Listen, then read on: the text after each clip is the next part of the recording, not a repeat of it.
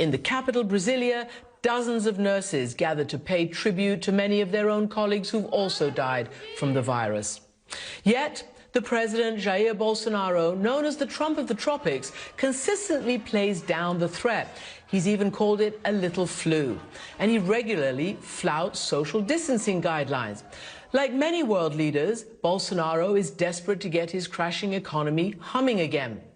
He's urging businesses to reopen across the country while governors scramble to slow the spread of the disease in their states. After sparring publicly with his health minister, Luiz Henrique Mandetta, over Brazil's coronavirus strategy, President Bolsonaro fired him in April.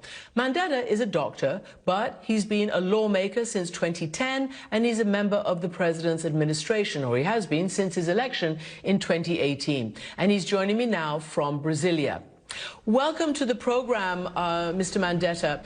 Let me just ask you, I talked about the deadliest day yet. That was yesterday, Tuesday. What does that say to you about Brazil's strategy? And on a level, you know, from 0 to 10, how worried are you about the country's ability to contain this infection? Well, Christiane, first of all, thank you for having me in your program.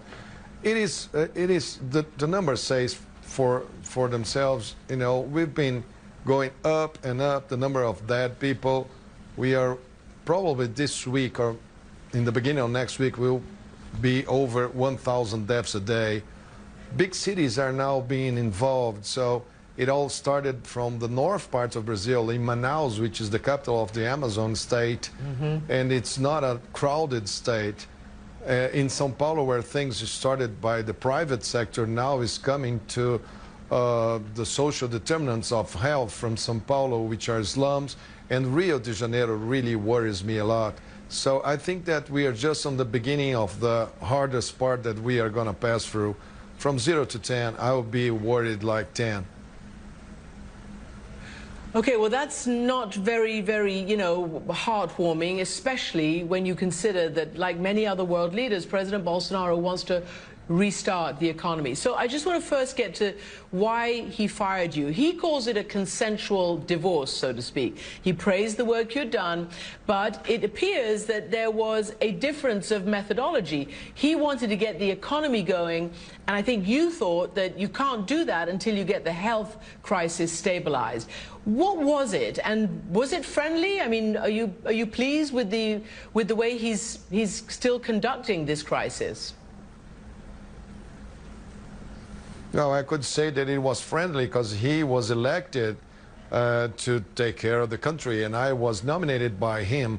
But the reasons that took it to this point of, I mean, absolutely different opinions about the same situation, it was obviously something that I could not handle, with him saying to people to go back to job, walk around and don't keep distance, saying that it was a simple flu. And we were on the Minister of Health with all the academy, with all the governors and mayors and people from the universities, and talking with people all over the world, saying that people would have to stay home, to stay safe, to take care of the elderly people. We were clearly in opposite sides. So once these differences were public, I think that, I mean, he did what he decided that he should do, but history will tell who was right and who was wrong. I think that the numbers talk by themselves. So we have more than 12,000 cases. They thought that wouldn't be more than 1,000. And I think that we are going to be way over this. I think that Brazil can become one of the highest number of cases in the world.